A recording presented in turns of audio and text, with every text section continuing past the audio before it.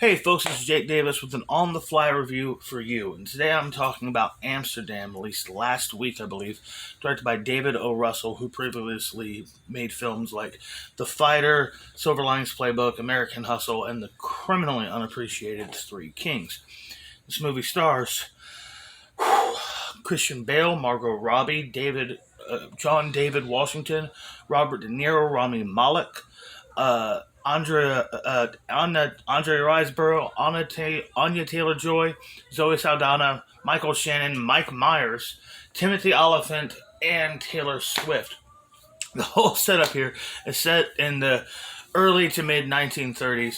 Christian Bale is a doctor and a veteran who was horribly injured in World War I. Now dedicates his life in developing prosthetics and painkillers in service of to help the vets, help his countrymen, his brothers. Um, when he takes a job to do a an autopsy on a very rich and powerful man. They discover the guy was murdered, and sure as shit starts to unfold.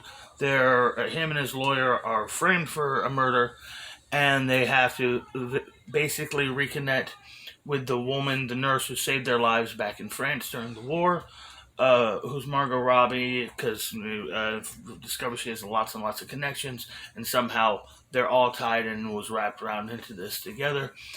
And and of course, because of when it is it's all tied up and involves the rising political tensions in Europe at the time. Bad things were about to go down all over the fucking world. Um, this movie's getting lukewarm reviews, and the box office was nothing to write home about. But I really enjoyed this movie. I had a lot of fun watching it. I loved the look and the style and the energy of it. I thought the characters were well defined. I thought the dialogue was crisp and and the movie was just so fucking funny.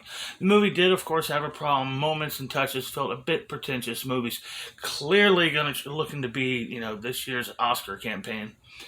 Um, and it also it was predictable. I mean, like they spend most of the time. This is predictable. I mean, as soon as you meet the rich, polite guy, well, we know what the villain is. But not to say, like I said, I really had a good time. I thought the three main characters had terrific charisma together. Christian Bale, I know, I'm glad I guess after Vice he decided he's not going to do the fluctuation with his weight anymore, but doesn't mean his performance aren't going to be very physical, and this is just such a Christian Bale performance. Like, he has a glass eye, and he moves that right eye as little as possible. It's impressive. Margot Robbie, it might be time to discuss whether or not this is genuinely one of the most beautiful women in the history of films. So many times watching this movie, she kept reminding me of, the all-time beauties, like, Elizabeth Taylor. She was just, and, I don't know if it was just the dark hair, but the dark hair and the setting and her playing a character like this, it was like, wow, she steals the film. She is the runaway what you got to talk about in the movie. She's terrific, but there's lots of wonderful roles and characters in this. Sure, it's a bit too much. It's kind of silly, but I had a blast. I thought it was very fun. And I know, I've already come across people some of the few people are talking about, bitching about, political concepts.